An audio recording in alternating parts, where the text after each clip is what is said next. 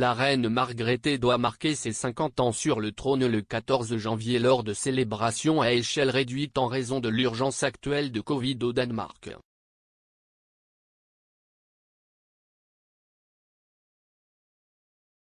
La reine Margrethe II célébrera son jubilé d'or aux côtés de membres supérieurs de la famille royale en organisant un événement au Folketing, le parlement danois.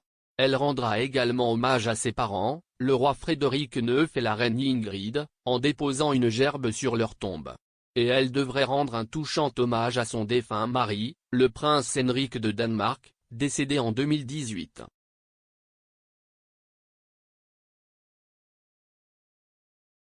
La princesse Margrethe de l'époque a rencontré son futur mari lors d'un dîner à Londres alors que la royale étudiait au Royaume-Uni.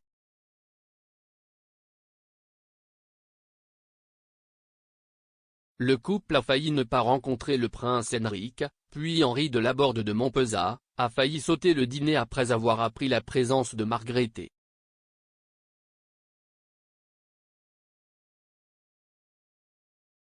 Malgré l'incertitude initiale du diplomate à propos du royal, ils se sont rapidement entendus et se sont fiancés, le couple ayant l'air tout aimé dans les images du jour de leur mariage.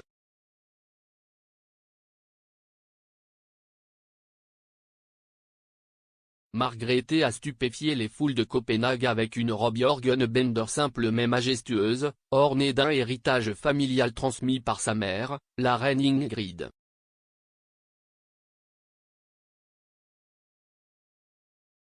La broche Marguerite, un incontournable de la garde-robe de la reine danoise, a été commandée par son grand-père maternel pour marquer le mariage de ses parents et était composée de diamants appartenant à sa grand-mère, la princesse Margaret de Connaught.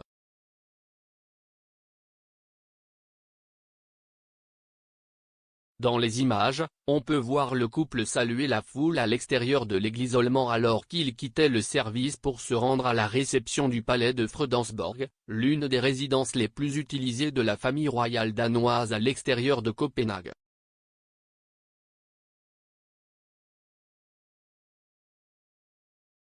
La reine Margrethe peut compter sur des liens de sang avec la plupart des familles royales européennes.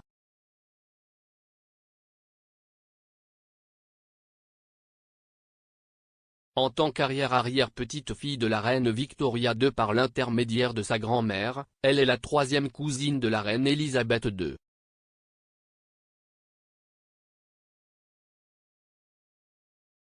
La reine n'a pas assisté aux noces en 1967, mais a déployé l'une des royales les plus dignes de confiance de l'époque, la princesse Marina, la duchesse de Kent, pour y assister à sa place.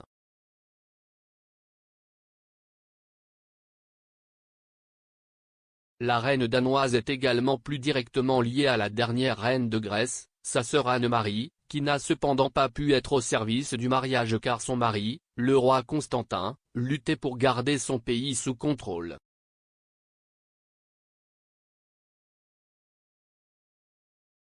Margrethe et Henri ont accueilli leur premier enfant, un garçon, en mai 1968.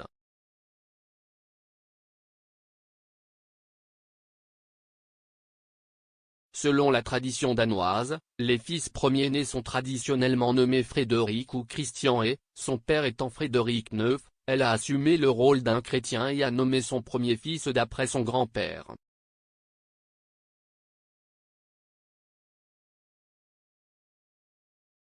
Un deuxième garçon, Joachim, comte de Montpezat, naît l'année suivante.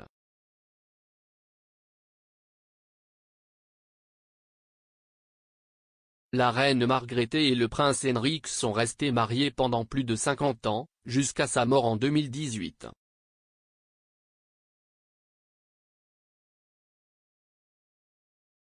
Son jubilé d'or le 14 janvier marquera le premier événement de ce genre sans le prince Henrik à ses côtés.